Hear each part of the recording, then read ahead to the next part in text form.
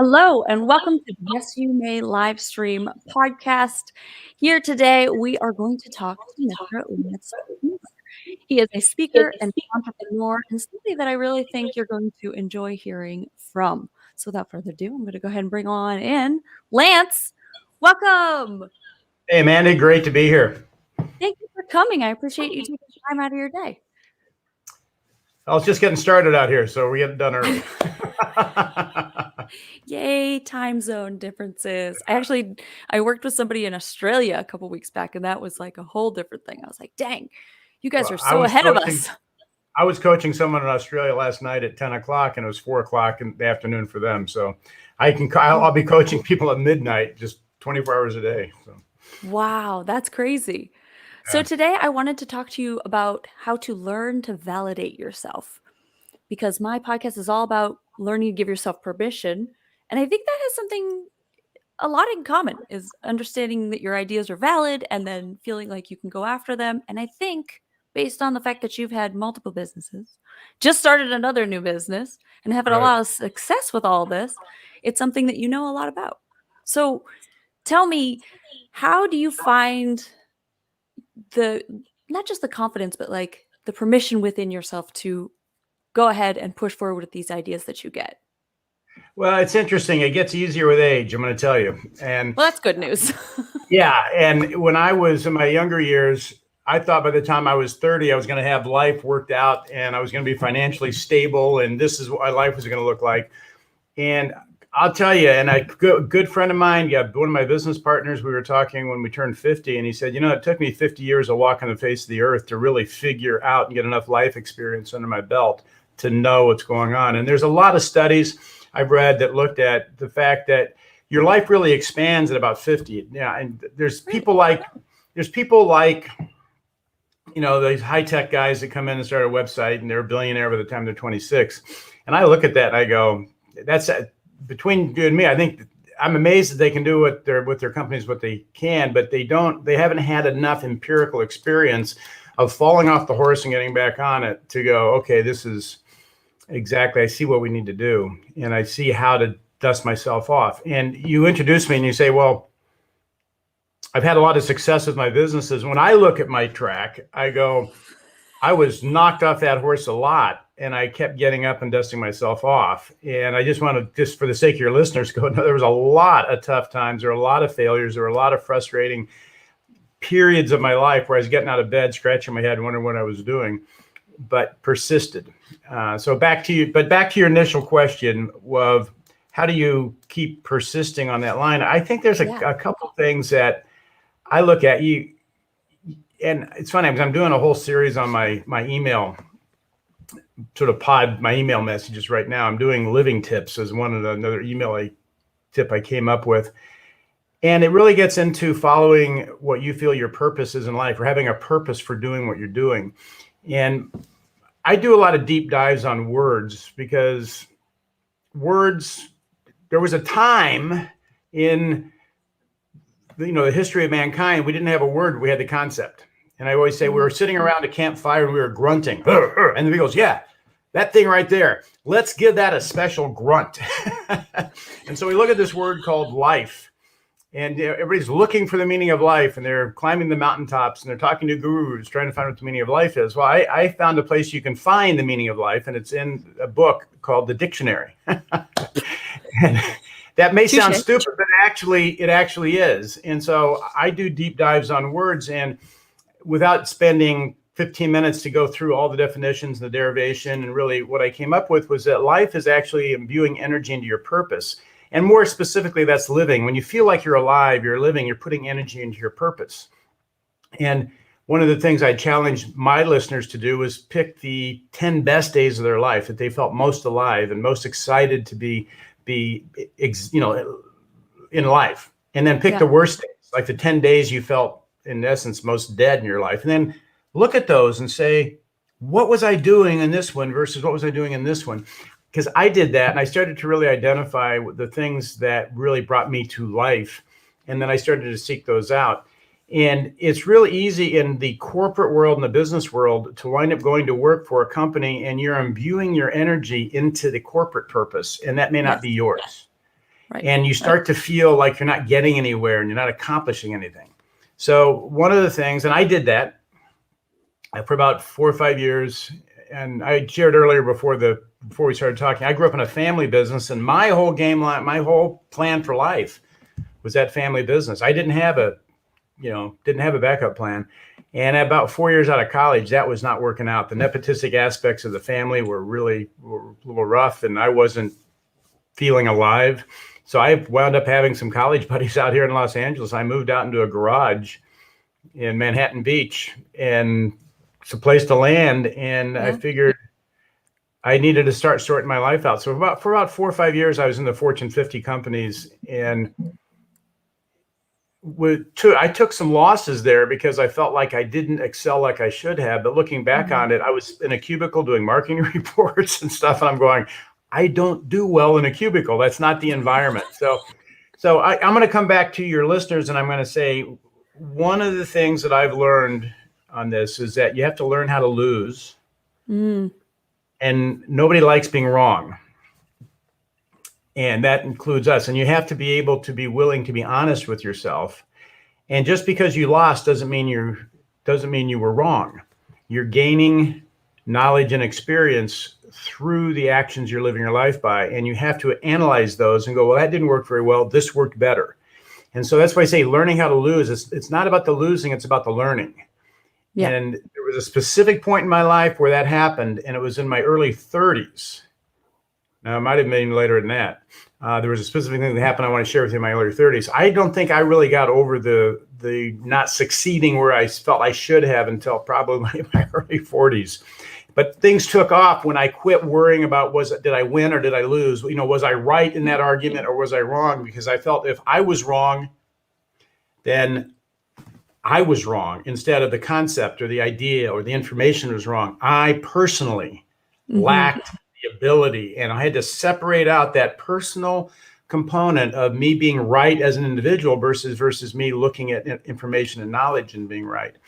And I just want to share with that wraps into this whole concept a quote that I pretty much live my life by, but it took me some years to get to it. And that is that good judgment comes from experience. And a lot of experience comes from bad judgment. And what happens is when you do something wrong, just go, hey, I'm smarter now than I was before because I know what not to do. And that's a big part of it, is being able to make your mistakes and bounce back and go, I'm a little smarter now because I know what not to do. That's brilliant. And I think what would be interesting, you said you deep dive. I would love to deep dive on the word lose, because we always have such a negative connotation. And that, like you said, we always learn from it. We always get something out of it. So I think the whole perception of it's wrong. Losing, really winning and losing is in our mind. That's where it is. Yeah. It's not even, like you can watch a football game and you say, oh, that team lost the game, but they may have won because they lost that game by less points than they ever lost a game by. Exactly. Right. So it's all in our mind, in whether we win or lose. And that's the big thing you've got to look at. And so when you have this loss or depression or feeling of worthlessness because you lost, that's on your side of the ledger.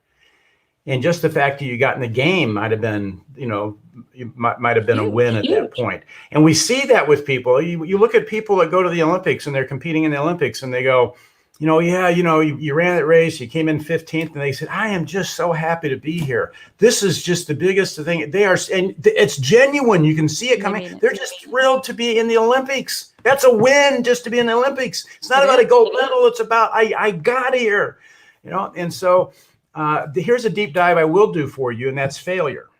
Okay, because that was one I went, I need to rip failure apart.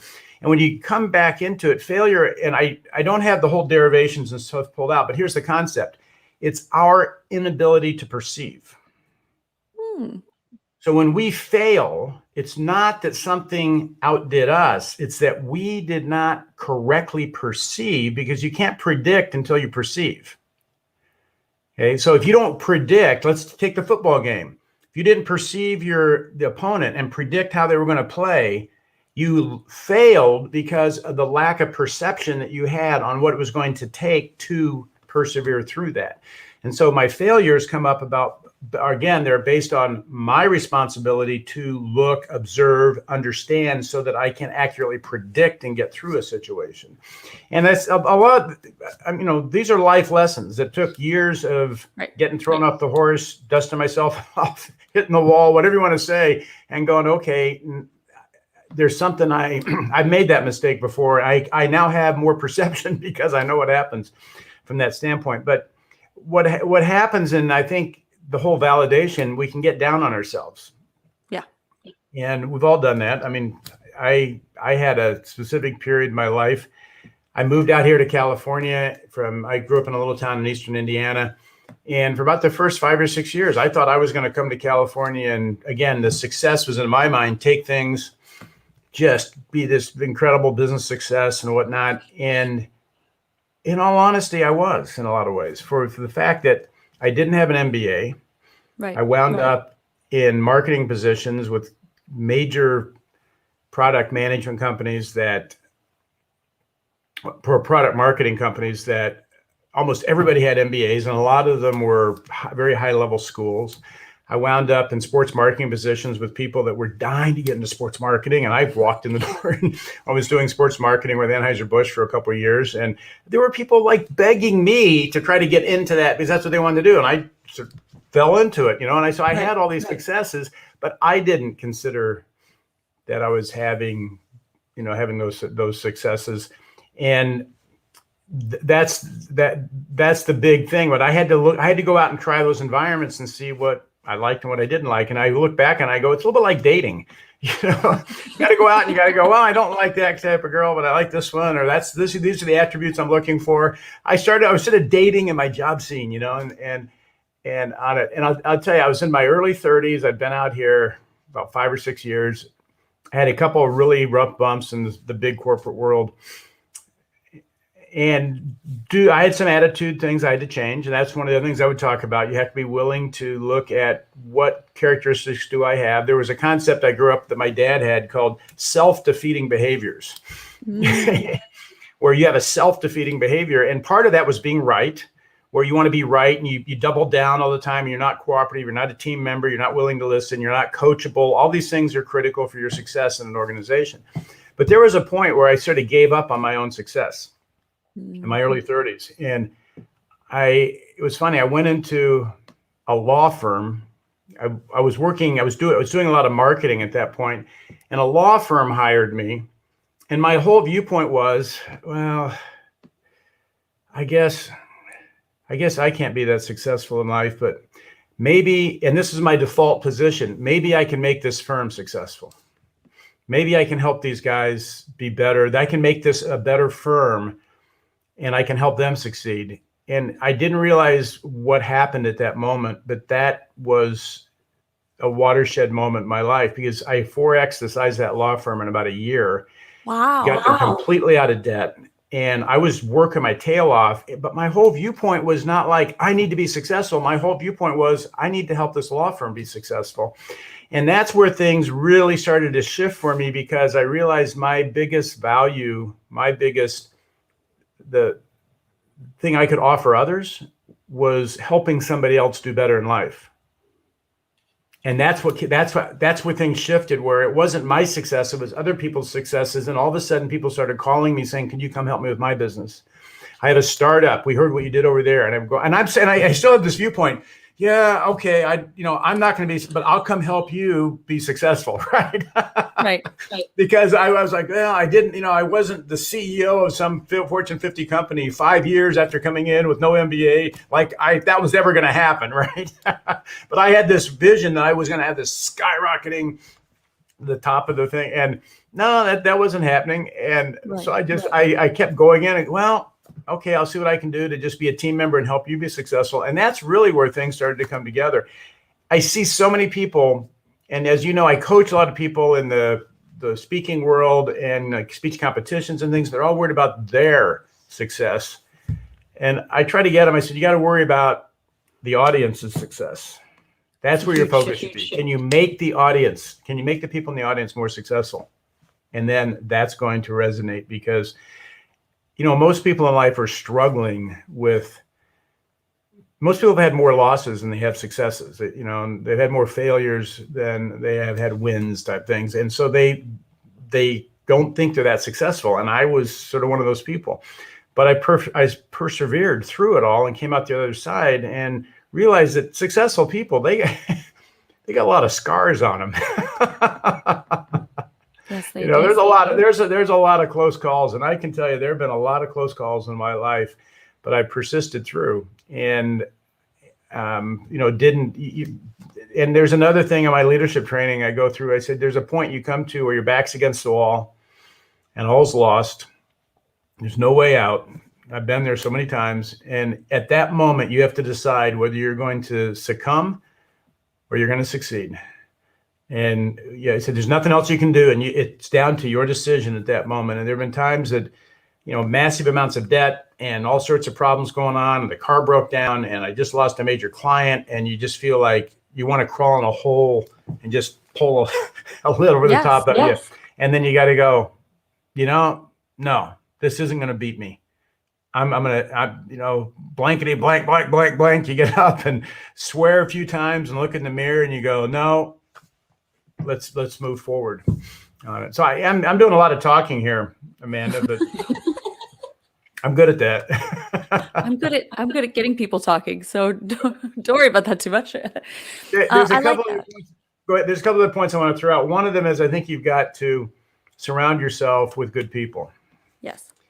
And I tried to do a lot of things on my own early. I've had some really good teams.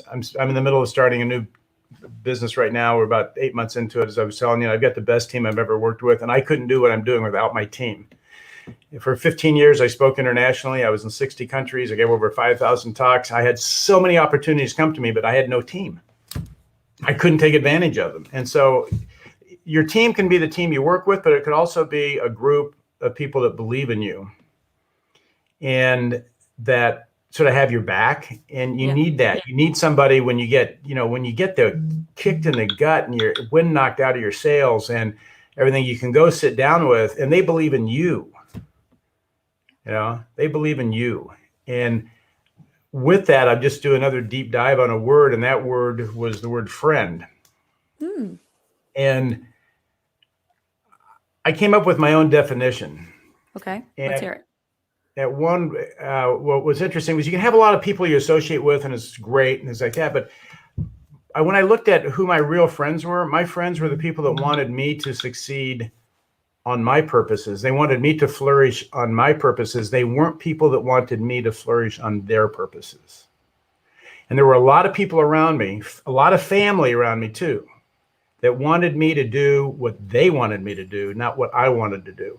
And my best friends were the people that said, they were encouraging me to speak when I was not being a successful speaker. They were encouraging me to do things, and on it. And then the second component that I put in after I got totally blindsided by somebody that I thought was my friend was the second component was that they want me to succeed on my purposes and be as successful as I can. And the other side of that is they have my back.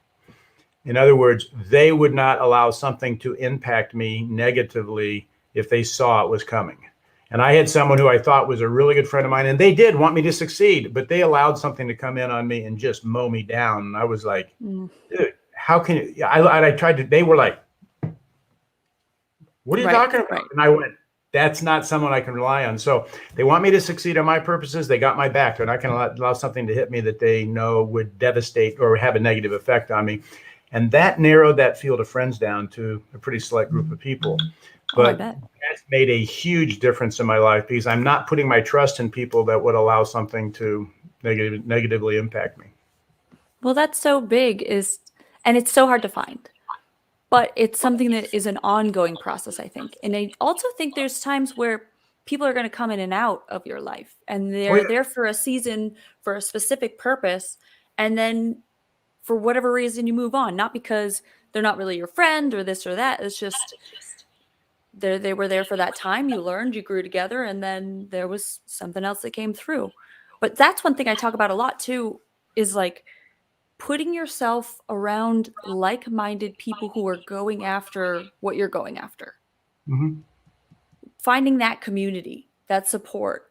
Because a lot of times, especially when you're doing something solo or seemingly solo, you can get really lonely and feel like, am I crazy for pursuing this? Like, am I the only one that thinks this way? And I think that makes a huge difference to find other people who are like-minded, that can share with you and can bring you back up when you need to as well. Yeah, we all have emotional ups and downs, and that's one of the things you get used to. The fact you have to understand that some days you get up and you don't feel great, and things aren't happening as fast as you wanted them to happen, and bills are due, and you're not sure which credit card you're going to put them all on, Right.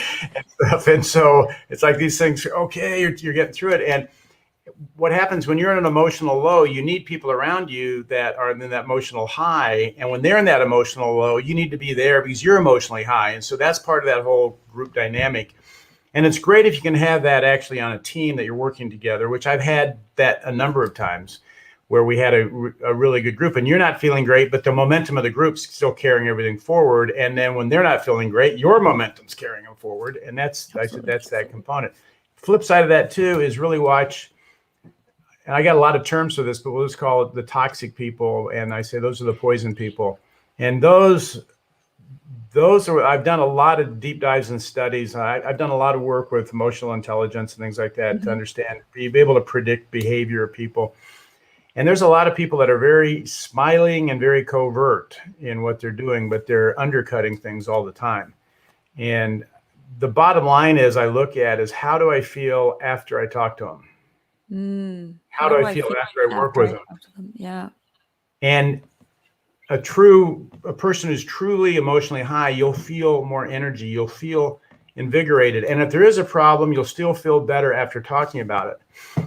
When you walk away from somebody and you feel like either you want to punch them in the nose or you feel like you are less than you should be, that's when you start, just that simple thing. I mean, there are people that they're trying to do, they want to help you so much. And man, you're doing so well. I just think you're off track trying to do this podcast because there's just no money in it and stuff. And they're trying to help you by invalidating you.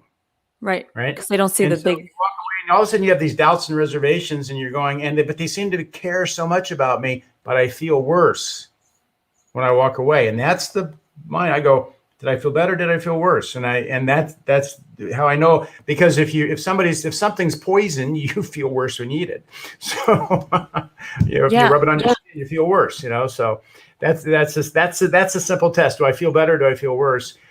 And we have to weigh that against too. Am I not confronting something in my life, and that person is actually getting me to confront something I have a blind spot for? So I feel worse because it's on my side and I'm going into something I'm having a hard time with, like I don't want to be wrong, and they're telling me I'm wrong, this is not easy science. This isn't second grade math we're talking about. This is just really having to weigh these things out and review them over and over and over again.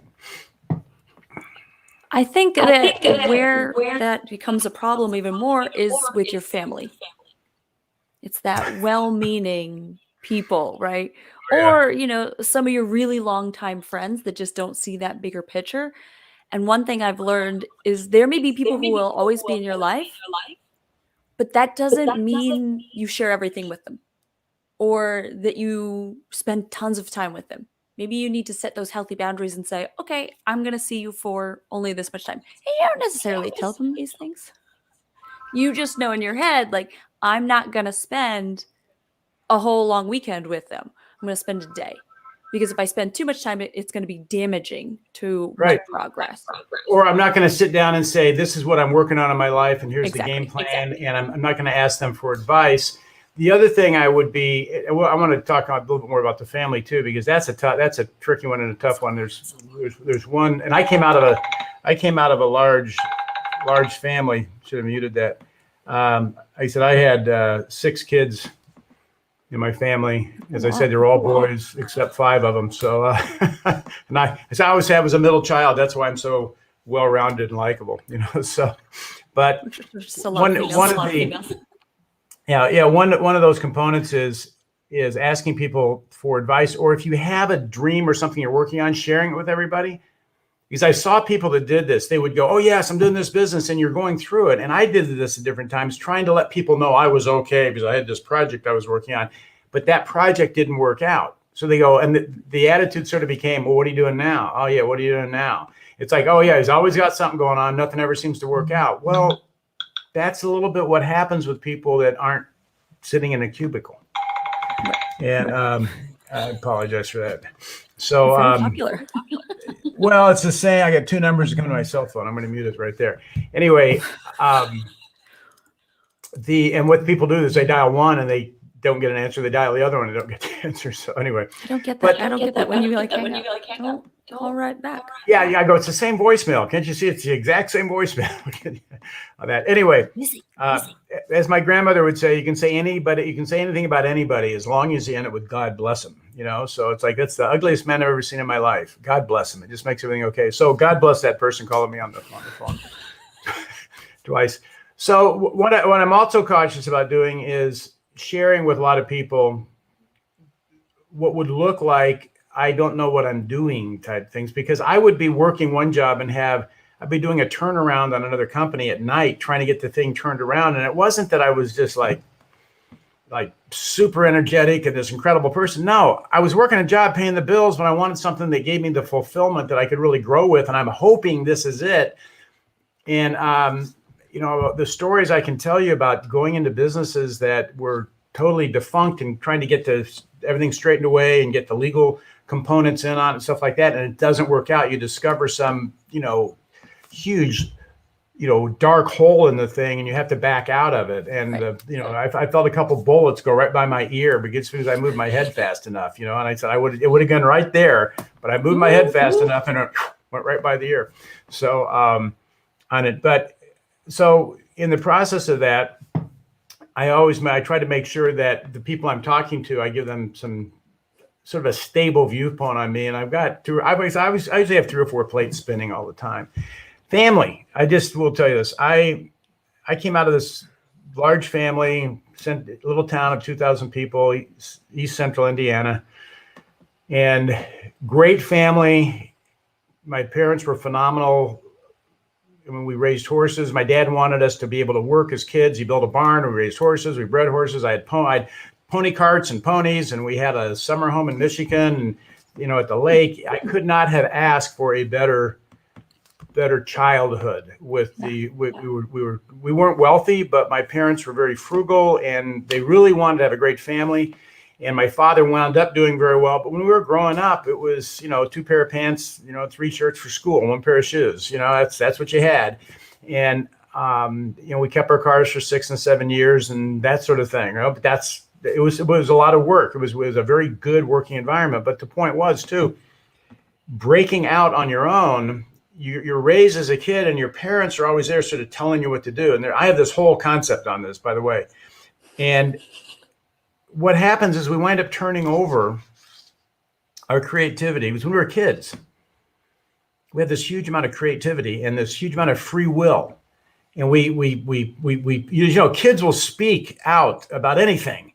And you'll play with a box and a stick all day and you'll be happy because of your creativity. But our parents, the big people, basically teach us how we're supposed to behave.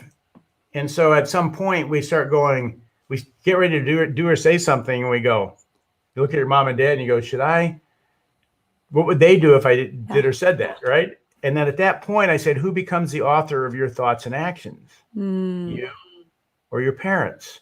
Same thing happens in school. We go to school and we're told what seat to sit in and what time, what to study. And what we learn in school is what other people figured out. We're never taught how to figure things out for ourselves. We study what other people figured out, and we're not encouraged to stand up and give original thoughts. We're told to sit there and be quiet, right? And so turn over. What happens? We turn over our creativity, our direction in life to the authorities, to the big. And as long as we do what the teachers say, we get to go to the next grade. Then we get a job. We sit at this desk, and they say, show up on time, work hard, and we like you. Someday we'll promote you.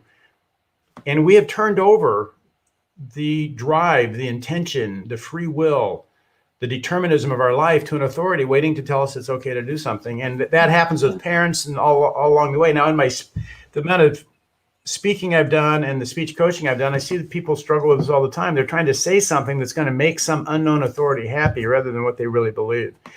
And I did a lot of things to strip those things off of me. And there's not any other way to do it than just go out and, like I said, you got to go out and try things yourself.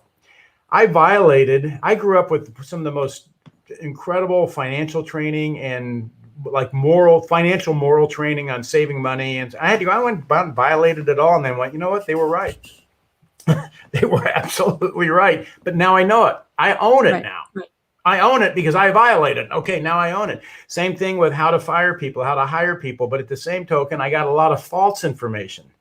And I looked at it, I said, that didn't work. This does work. And so I had to go out and figure those things out and try them myself. And that's one of the big things is, I go, if you've never had pizza, you don't know what pizza tastes like. You got to taste it before you can know what it tastes like. Go out and try it yourself, see what it works like, how it works. I love pizza. It's true, though. I think there's a certain amount of learning by doing, learning for yourself, and figuring out when to take advice and when to leave it. Because we do get taught what people with good intentions think we need to learn. But like you said, not everybody gets to learn how to figure things out for themselves. I was actually fortunate. I didn't have necessarily the best money training, but my father, as a prototype engineer, didn't care that I was a girl. He was like, you're going to learn to change your oil and change your tires. You're going to learn how to use all the tools in the wood shop that we had. You're going to come and work in that shop.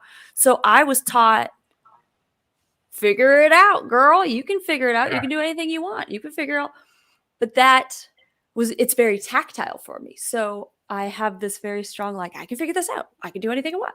But to almost a detriment, because now I'm better now, but I was always very independent and very much like, I don't need somebody else to tell me what to do. I don't need coaching. I don't need this and that. I'll just figure it out on my own.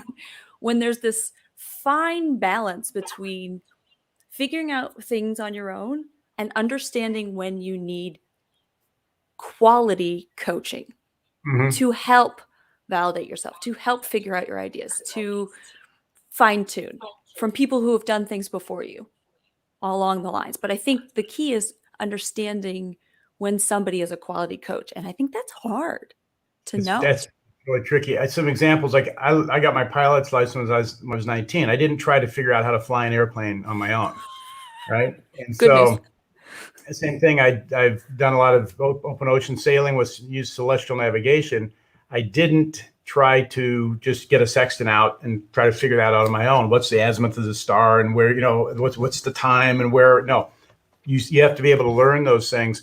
But I think one of the big things that in that whole process, are you learning facts or are you learning opinions? And that's the different. There's two different types of sort of forms of thought out there, which are, like I said, fact-based and opinion-based. And that's another area I really delved into a lot, going, is this business model I'm looking at? And I've done a lot of organizational design training because I worked for so many horrible organizations that I couldn't win at.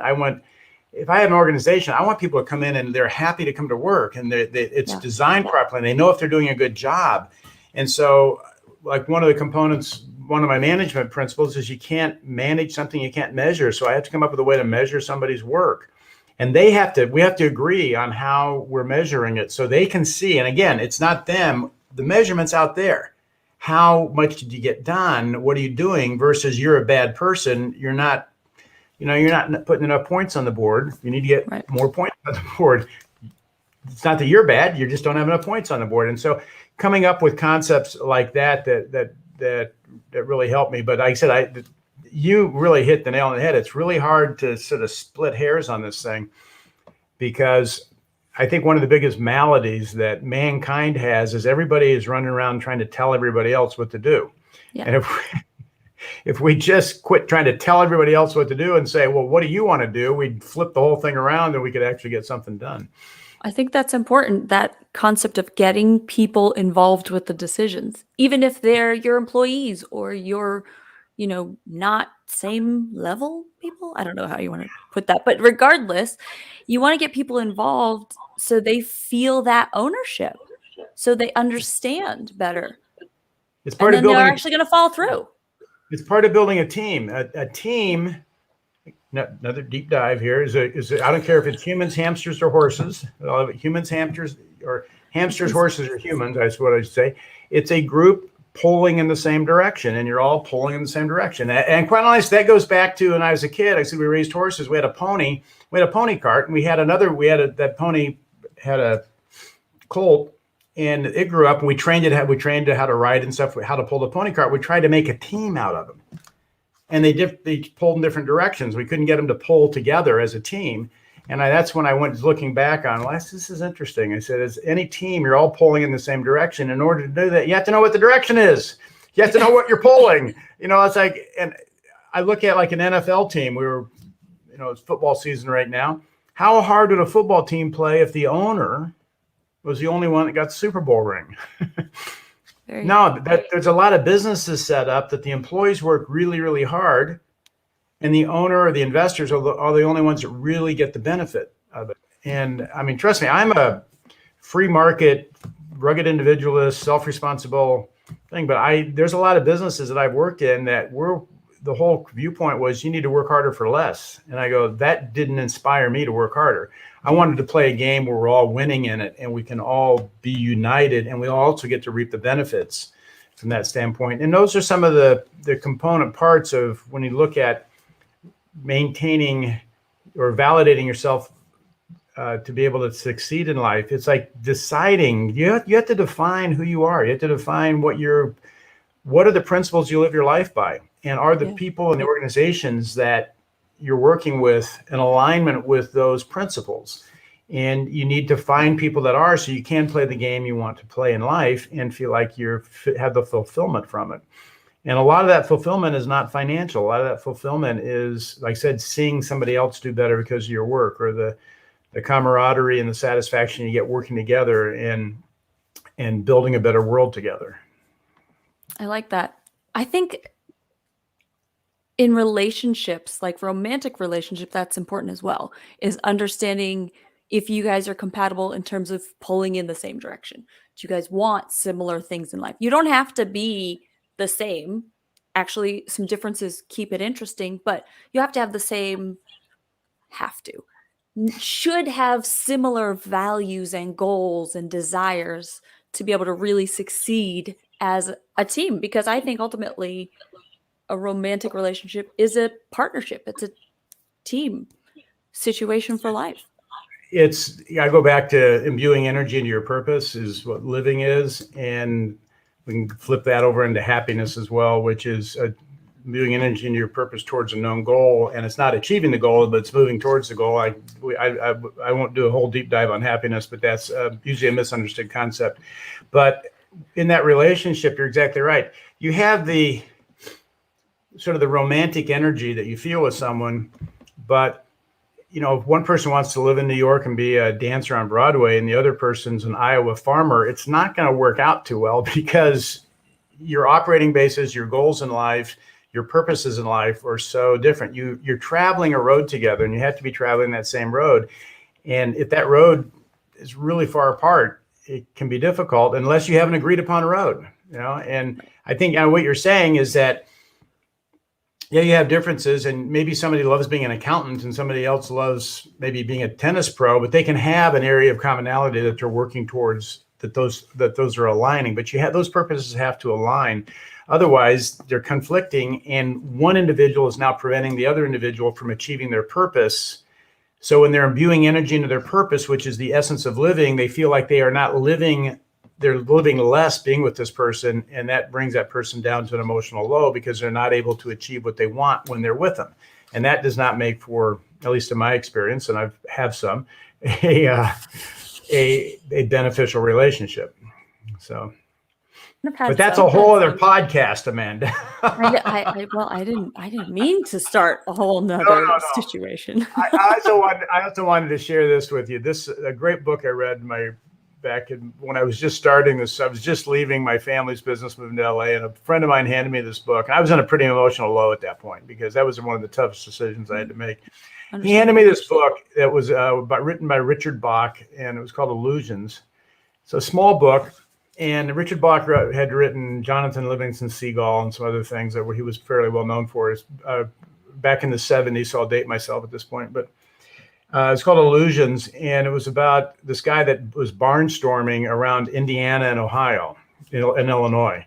And anyway, there's this book in the book Illusions that you just open the book up, and whatever page you open to, it's what you need to read.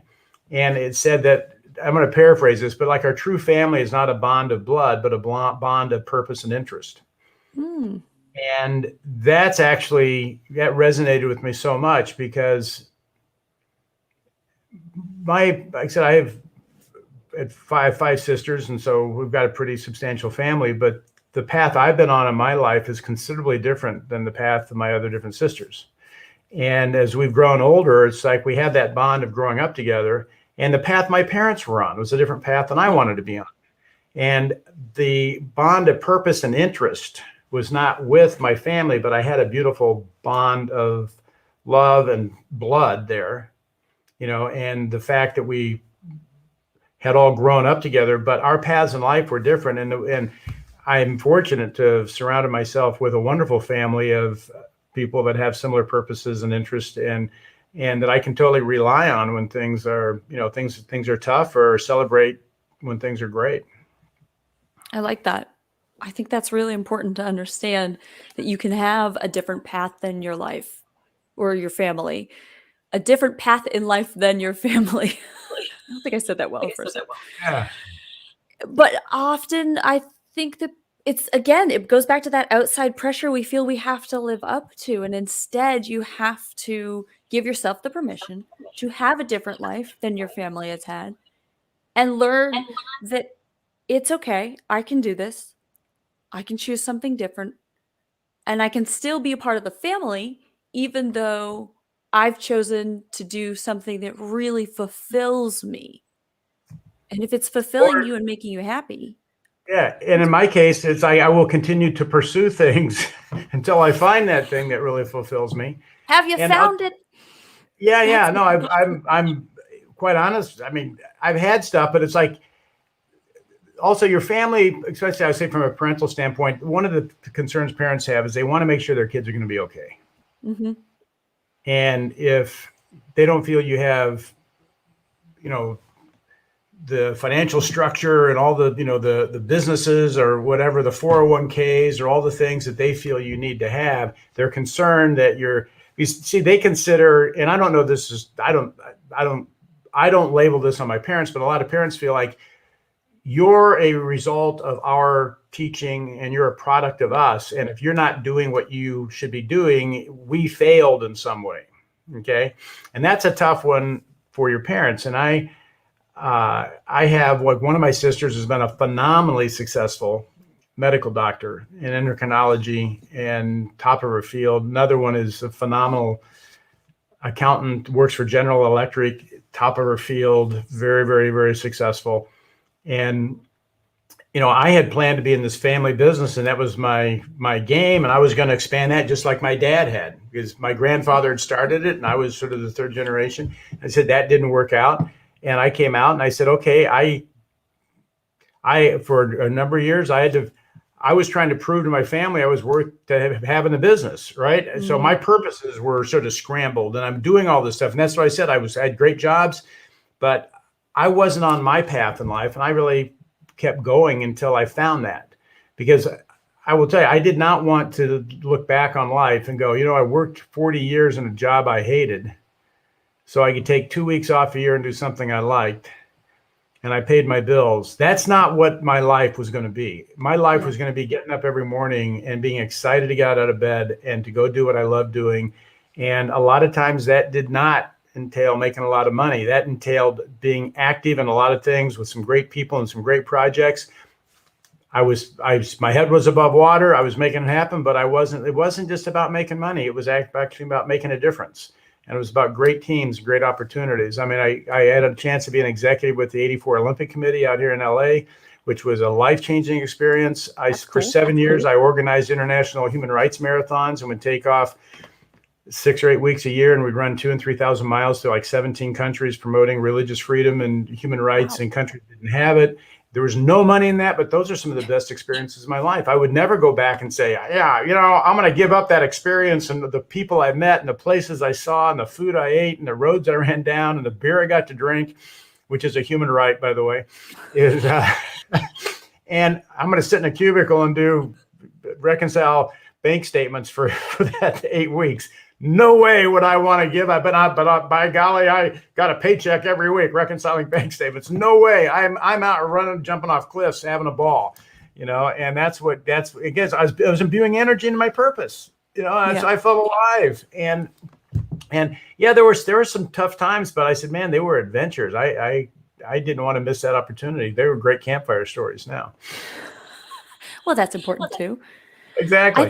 I think what I'm hearing from you too is it's not just about being an entrepreneur, it's about finding something that you enjoy. If that is a standard job with the 2 weeks off, but you get to wake up and you enjoy the people you work with, you enjoy, the mission that the brand, the company is on, that's really what matters more so than having millions of dollars or followers or whatever. It's making that impact and feeling like you're helping society, helping the world, not just helping yourself in general.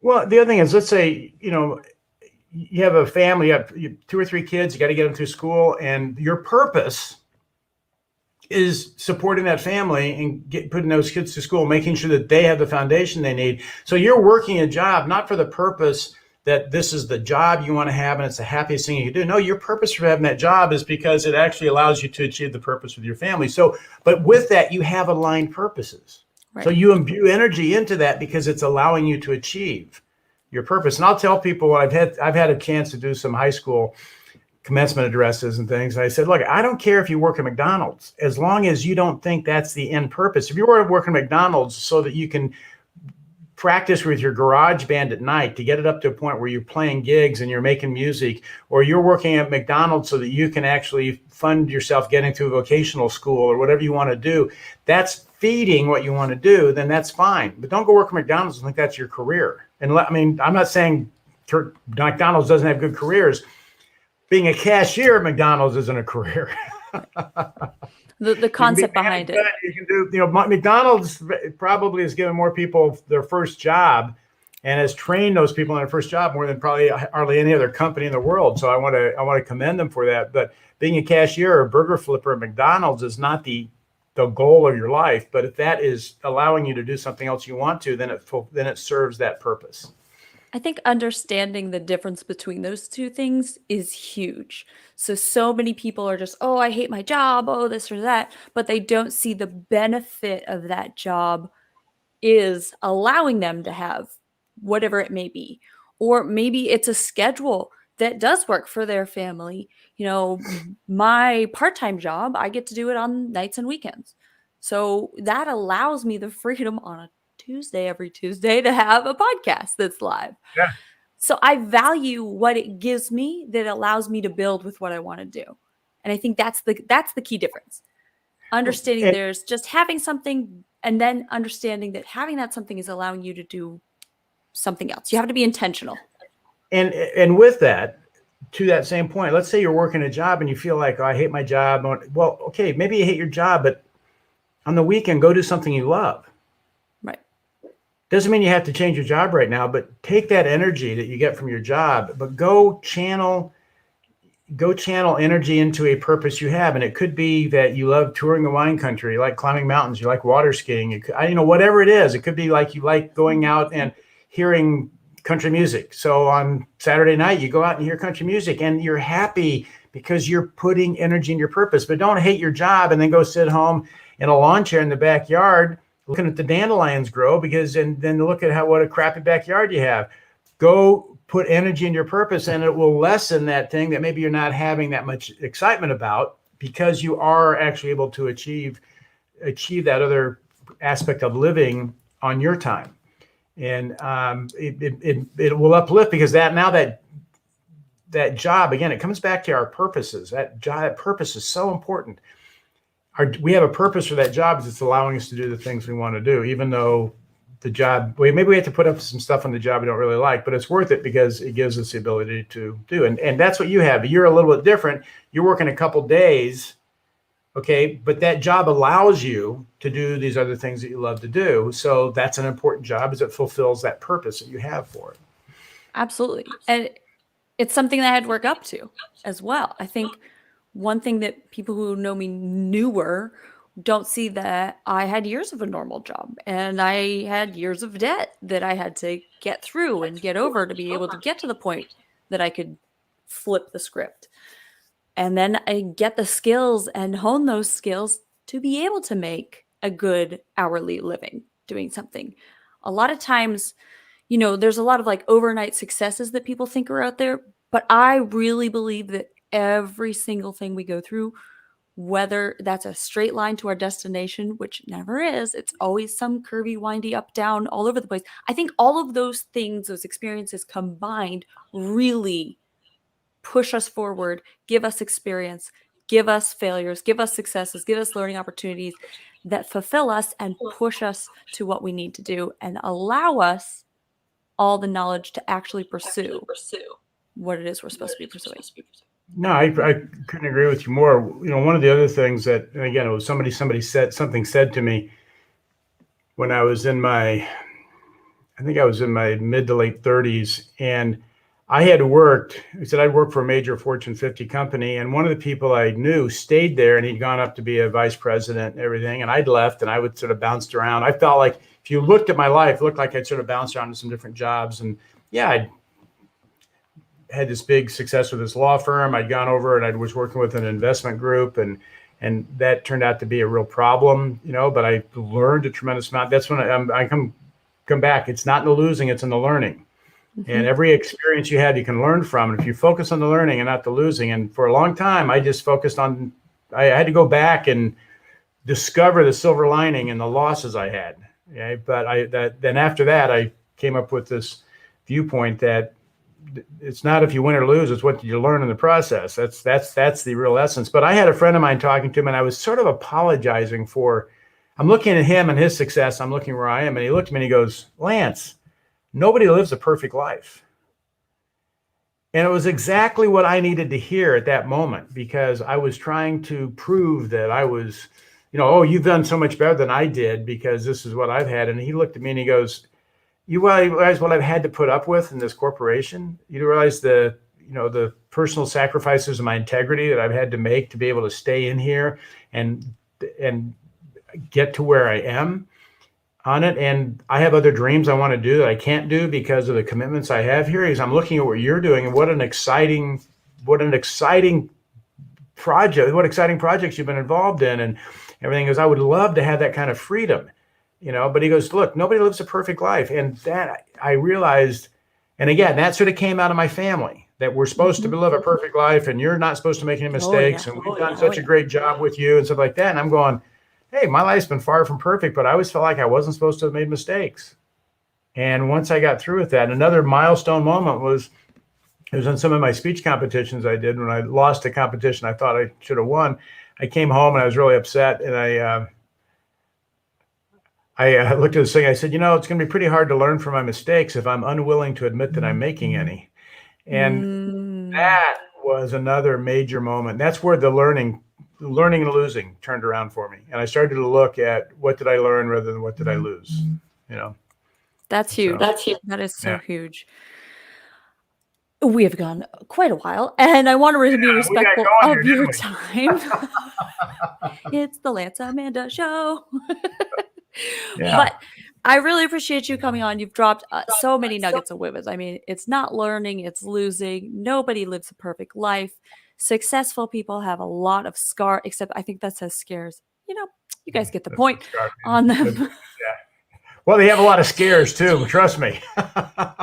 Scares and scars. Hey, that's what happens when you're not good at spelling. No, don't let them the old thing. Do not let them see you sweat. Never, of course not. But I appreciate you coming on. You've given so much value, so much wisdom, and I look forward to seeing more of your videos on finding purpose in the future as well. Lance, where could people reach out to you if they would want to get in touch, maybe bring you in for another commencement or something? I have a website, lancemillerspeaks.com. I don't know if you have it. There we go. And you can reach me through that. And I have a sustainable company, a company that has products for the commercial, industrial, and agricultural markets that are both economical and sustainable. So actually, you make more money and protect the environment is our whole program. And that's Terraxtech.com. And we have about 12 products. We have 3 launched right now. We're launching about every other month. We're getting another product up and running, but we've got some major activity going with some really nice international groups, and things are taking off very nicely on that. And it's really exciting because all these technologies are proven technologies, brilliant engineers that didn't know really how to market their products. And so we put a group together and we're making their dreams come true. We're helping them. That's awesome. See their products get out. So this is one of the most exciting projects I've ever worked on because it helps everybody. And that's the biggest thing. I think that's cool. I think that also goes to show that, like, just because you might not know how to do the business side doesn't mean you shouldn't still try to pursue your idea, because somebody's probably going to come along. If you're doing things, if you're taking action, if you're putting out there, you're going to go to networking. Somebody's going to introduce you to something. The universe is going to bring what you need into, as long as you're taking that action and doing it with that intention and purpose. So, yeah. And in our case, we knew the business side. We needed some great products. And it was interesting just how that came together. We knew the business side so well. We know how. My whole team, I've done 5 or 6 startups. I think I have a dozen turnarounds. We had to reorganize companies. We know how to do this. But we needed some great products, and so it was a great marriage. So it's same thing comes true. You have a skill set, and the whole thing is to find where you can plug that skill set into a team or a network that needs that skill set, and then everything expands. Just keep dropping little nuggets, okay. Why don't you? Hey, I got to plant some corn today. I got to get some seeds in the ground. So. I got to go watch the hogs, Amanda. Are you telling me to cut you off, Lance? well, I think we could go for another 4 or 5 hours. Oh my God, probably. But nonetheless, maybe we'll do it again sometime. Thank you for coming on. I appreciate it. And thank you to anybody who's watching, who's listening. If you have any comments, any thoughts, please feel free to put those below. As always, we will get back to you, and reach out to Lance. He is fantastico, and we'd be happy to talk to you guys out there. As always, stay happy, give yourself permission, high five yourself, and know that you are amazing as long as you choose to start taking action towards your own dreams. Thank you, everybody. You have a beautiful, beautiful day.